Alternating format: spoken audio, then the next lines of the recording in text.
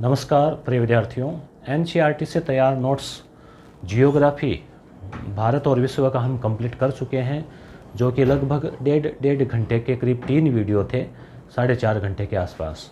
अब 22 तारीख को हमारा ये रहेगा कि जो पॉलिटिकल जो है ये सिलेबस आपको पूरा करवा दें। इसमें हम 15-20 मिनट के ही वीडियो रखेंगे और 4-5 वीडियो बनाने का प्रयास करेंगे, जिसमें भारतीय संविधान का निर्माण, उद्देशिका, मूल अधिकार, कर्तव्य, सामाजिक न्याय, बाल अधिकार, बाल संरक्षण, लोकतंत्र में निर्वाचन, ये सारे रीट के अकॉर्डिंग टॉपिक है। तो रीट के लिए विशेष उपयोगी है।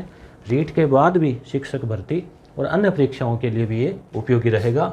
संसद, राष्ट्रपति, प्रधानमंत्री, उच्चतम न्यायालय, जितना हो पाएगा हम कोशिश करेंगे कि 22 तारीख जो है रीट से पहले हम इसमें से काफ़ी कुछ करें, ताकि आपके एग्ज़ाम में जो है इनमें से पर्सन पुटअप हो।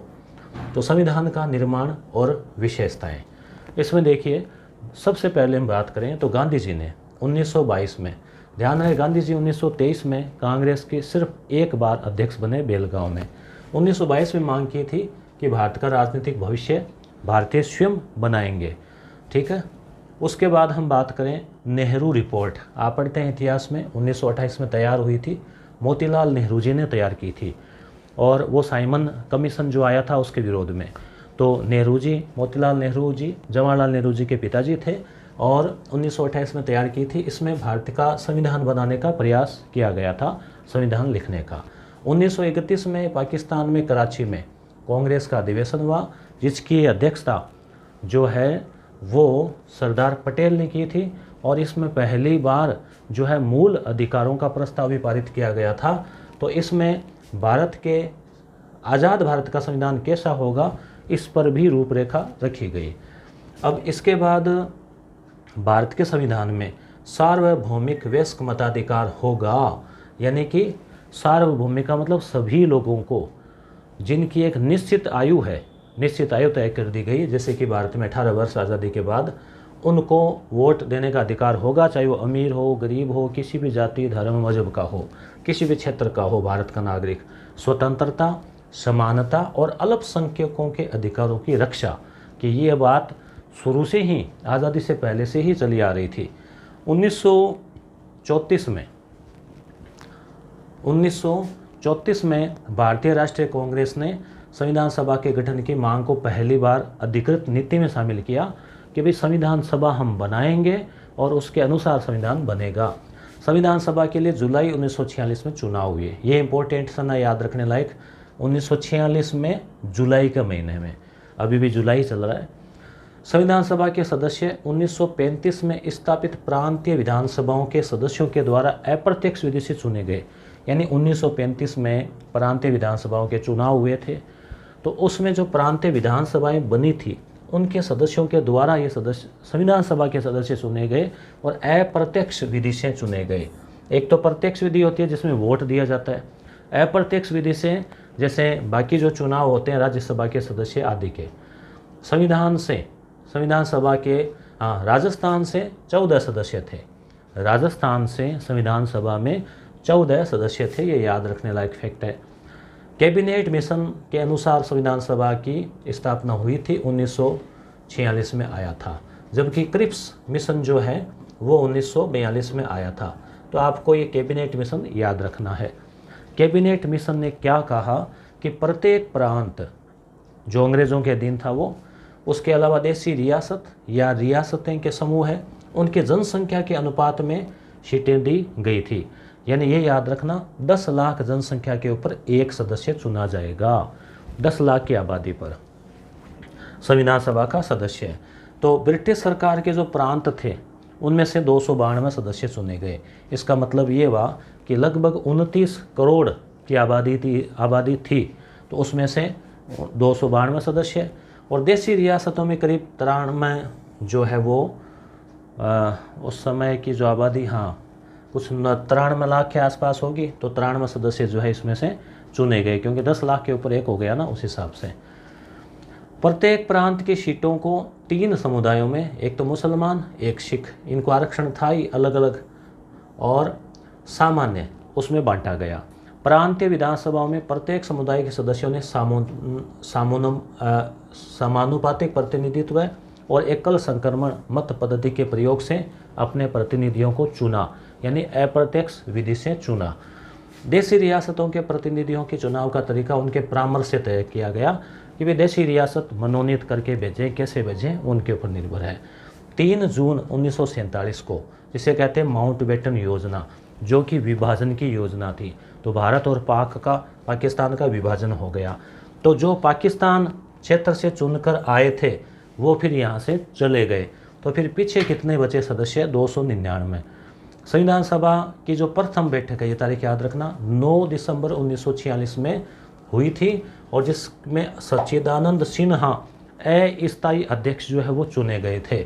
और उसके बाद में जो स्थायी अध्यक्ष थे वो डॉक्टर राजेंद्र प्रसाद है, वो 11 दिसंबर को चुने गए थे। और उपाध्यक्ष अगर पूछा जाए आपसे, उपाध्यक्ष कौन थे, तो आप सभी जानते हैं H.C. मुखर्जी जो है वो संविधान सभा में उपाध्यक्ष जो है वो थे। संविधान लिखने वाली सभा में 299 सदस्य, यानी देश आज़ाद हो गया उसके बाद में 299 सदस्य जो है वो भारत में रहे थे। और 26 नवंबर को संविधान बनकर तैयार हो गया था, यानी उसको अंगीकृत कर लिया गया था 26 नवंबर को। इसलिए 26 नवंबर को संविधान दिवस 2015 से मनाया जा रहा है। और आखिरी बैठक 24 जनवरी 1950 को हुई थी, संविधान सभा की लास्ट बैठक। और फिर 2 दिन बाद में 26 जनवरी को लागू कर दिया। 24 जनवरी को 284 सदस्य जो है उन्होंने हस्ताक्षर किए। 299 थे 2-3 साल पहले, फिर 284 उस दिन थे। संविधान 26 जनवरी 1950 को लागू हो गया। अंबेडकर साहब जो है वो संविधान के जनक कहे जाते हैं। अनुसूचित जातियों के 28 सदस्य थे, ये भी याद रखना। 82% सीटें कांग्रेस को प्राप्त थी। 8 कमेटियाँ थी, ये भी ध्यान में रखना। और 2 वर्ष 11 माह 18 दिन लगे, जिसमें अगर छुट्टियों के दिन निकाल दिए जाएं तो 166 दिन कुल बैठकें चली। संविधान सभा के अध्यक्ष डॉक्टर राजेंद्र प्रसाद, प्रारूप समिति के अध्यक्ष डॉक्टर अंबेडकर।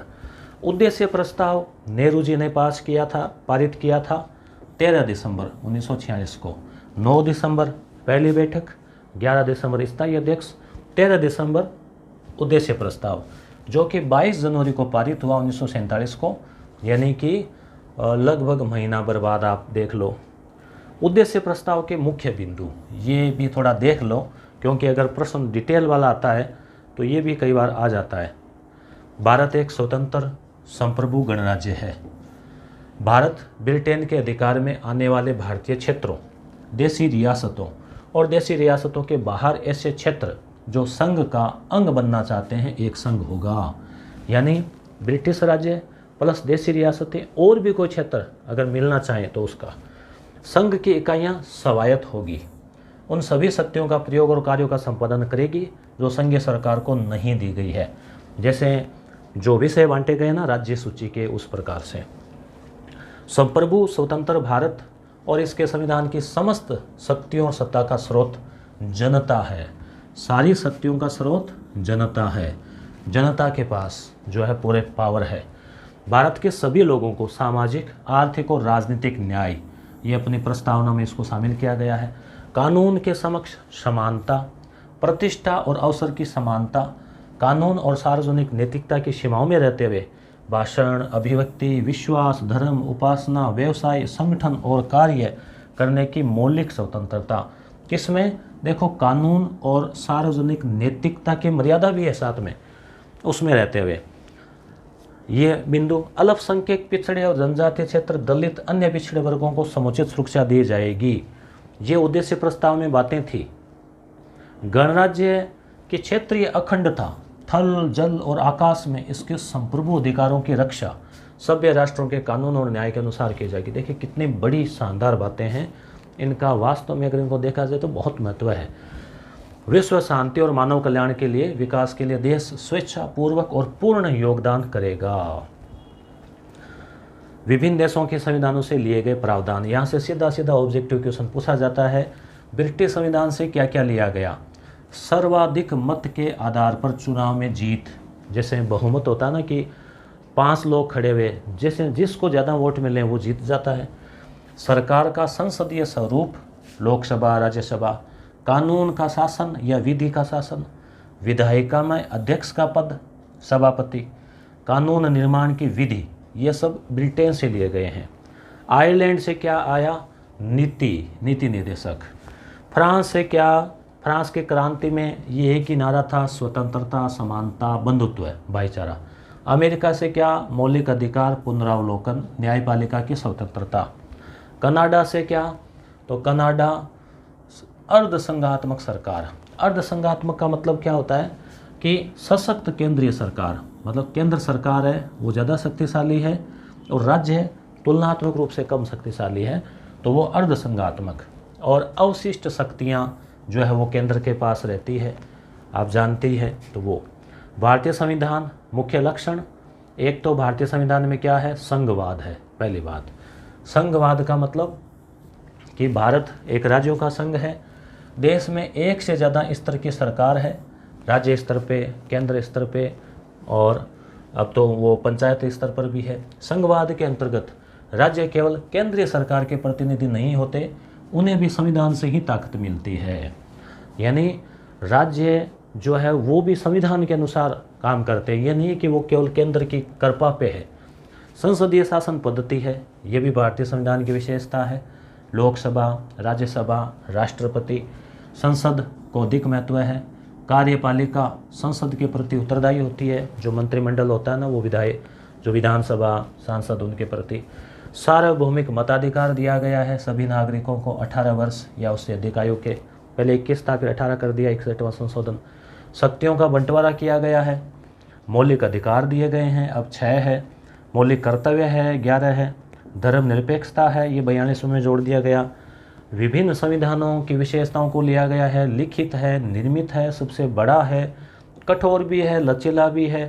संपूर्ण प्रभुत्व की बात है, यानी संपूर्ण प्रभुत्व का मतलब संपूर्ण शक्ति, निर्णय करने की संपूर्ण शक्ति भारत के अंदर है, किसी भी बाहरी से प्रभावित नहीं है। समाजवाद है, मतलब समाज के अंदर समानता की स्थापना। स्वतंत्र न्यायपालिका है। नीति निर्देशक तत्व है, जिसमें कहा गया है सरकार के लिए निर्देश कार्य सामाजिक और आर्थिक लोकतंत्र को बढ़ावा देना। काम क्या है इसका? सामाजिक लोकतंत्र, समाज में समानता, आर्थिक रूप से समानता, अमीरी गरीबी का भेद खत्म करना, उस लोकतंत्र को बढ़ावा देना। लोकतांत्रिक गणतंत्र, यानी देश के अंदर प्रधानमंत्री तो चुनकर बनता है, मगर कई देशों में अध्यक्ष जो है शासन का वो वंशानुगत है, तो भारत में ऐसा नहीं है। भारत में गणतंत्र है, देश का जो राष्ट्रपति है वो भी निर्वाचित होता है, न कि वंशानुगत, इसे कहते हैं गणतंत्र। अब है उद्देशिका, इसको हम अगले वीडियो में देखेंगे, जिसमें 2 या 3 पॉइंट। क्लास कैसी लगी ज़रूर बताएं।